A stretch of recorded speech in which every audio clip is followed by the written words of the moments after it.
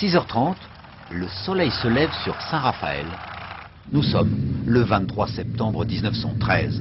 Conscient du risque inouï qu'il prend, Roland Garros, déjà mondialement célèbre pour ses records d'altitude, se lance dans l'inconnu. La traversée de la Méditerranée au moment où il l'a fait paraît encore impossible à tout le monde. Donc il va y aller le premier, mais il a le temps, il attend 2 mois qu'il fasse beau, parce que quelque part c'est encore tellement invraisemblable comme exploit que personne n'est prêt en même temps que lui. N'est prêt sans doute psychologiquement.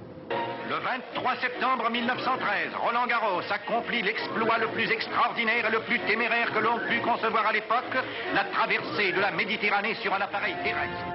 Après 8 heures de suspense, moteur à bout de souffle, qui crache l'huile, réservoir à sec, il se pose à Bizerte. Il a donné au monde confiance en l'avion, écrit Blériot, le vainqueur de la Manche. Roland Garros a 25 ans.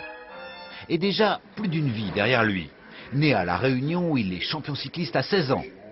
À Paris, il fait fortune dans la vente de voitures de luxe. Avec ses premiers avions, il organise des tournées mondiales, bat des records, organise des cirques aériens avec des duels en plein ciel qui rassemblent jusqu'à 100 000 personnes.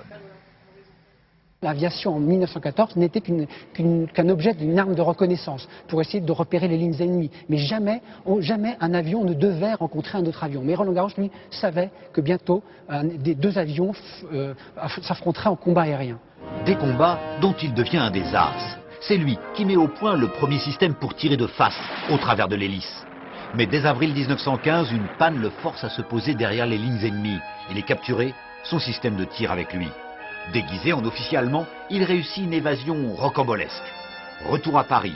Mais ni Clémenceau qui veut l'affecter à l'arrière, ni la célèbre danseuse Isadora Duncan qui s'était prise de lui ne le retiennent. Il retourne au front. Le 5 octobre 18, son avion explose en vol. C'était la veille de ses 29 ans.